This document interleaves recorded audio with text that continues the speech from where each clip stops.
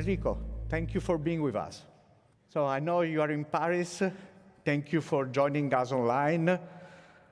We expect you to enlighten us on which is the direction to take to get to the single market. The floor is yours. Thank you very much, Francesco, and thank you also for this invitation. I will say some words that will be really in line with what you just said, opening this very important conference. The key issue is exactly the possibility and the need to keep together competitiveness and security. That is today the main mission for a European Union and European landscape that suddenly discovered that the period of the happy dependencies is definitely over. This period of the happy dependencies was what shaped the last 25 years, the beginning of this century, where even in the presence of a big change in geopolitical terms, with the rise of great giants in the world, the BRICS first, and the big American integration and innovation competitiveness, we, the Europeans, we experienced a period of happy dependencies.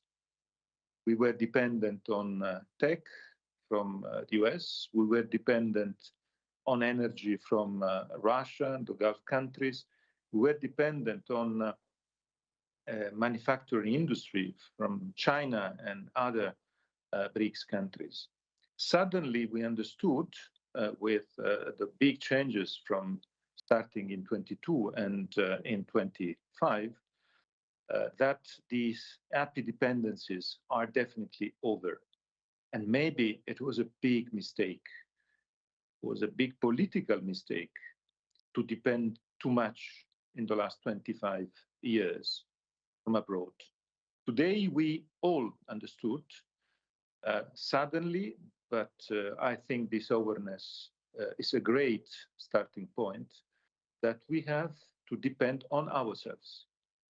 And this strategic autonomy that you, Francesco, you referred on, is absolutely necessary today to be developed in a very concrete terms. This is why the European institutions tasked the report on the future of the single market and in parallel Draghi's report on competitiveness, because it was necessary to set up the scene of a plan, of a strategy, of a roadmap to get this strategic autonomy and to get out from these happy dependencies period. So independence, autonomy, resilience, and competitiveness. My report is working on these missions, and I'm very happy to say that after 2 years, after the presentation of the report, 2 years of big discussions in Brussels with the institutions, in the capitals. I was yesterday in Stockholm, I was Monday in Copenhagen, I'm today in Paris, and big discussions with all the stakeholders also around Europe. The European Council 3 weeks ago decided to officially launch the plan, One Europe, One Market. This plan is, for me, the most important mission of the entire European Union for the next years. It is a plan with a clear roadmap, with deliverables, the end of this year, the end of 27, and the end of 28, with the idea to complete the European single market in the different fields where, for political reasons, when the single market was created, we didn't complete the single market as we should do. The 3 main subjects are, as you know, connectivity, energy, and financial markets. The 3 are very much linked.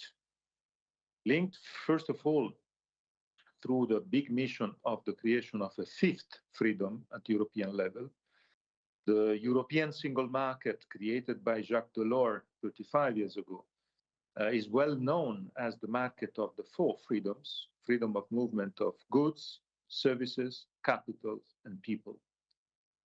We missed the fifth freedom. We missed the intangible. We missed innovation, knowledge. This is why today in the report and in the plan One Europe, One Market, the fifth freedom is fundamental part of this future mission. And connectivity, you mentioned some of the important proposals that the Commission presented, and European Council with the One Europe, One Market decision 3 weeks ago gave a big boost. Now it's necessary to keep and to have in mind the sense of urgency that our two reports put on the debate. Urgency because it is clear that we can't use the business as usual decision-making timing that we have in Europe. 3 years, 4 years to approve a directive or to approve a regulation. And first of all, stop to using directives with the need of national laws for the implementation that are creating ring fencing or gold plating. We need the level playing field. We need fast implementation of regulations that can be the integration of the single market for all. And at the same time, the other big boost is the proposal that the Commission launched 1 month ago. In the report, I proposed the creation of a 28 regime for corporate law, first of all for innovative companies and startups. The idea to have a fast track in terms of rules, avoiding what we are experiencing today, this complexity, this regulatory complexity. How to simplify, how to integrate. The Commission bought this idea, and I'm very grateful. They decided to launch the project EU INC. And this project today is in the hands of the Parliament and the European and the Council of Ministers. And I strongly hope they will be able to be fast in the approval and then in the implementation.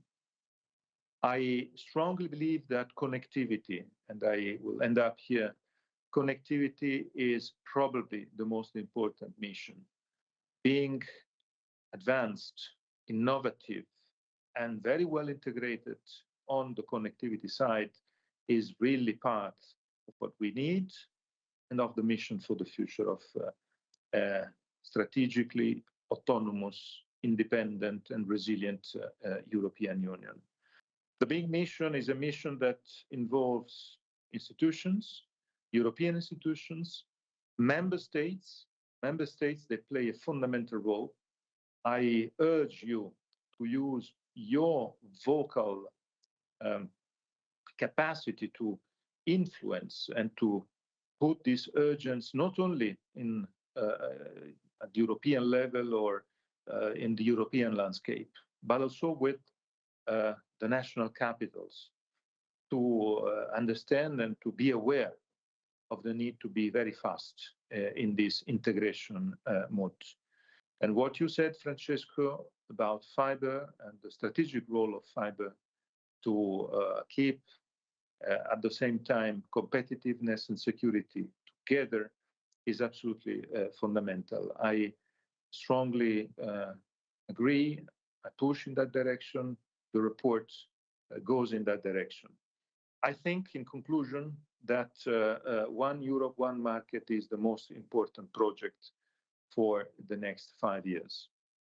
The big risk today is the geopolitical crisis, Hormuz, Iran, and the other crises around the world risk to be the way to distract and the way to postpone these structural reforms that are fundamental and necessary.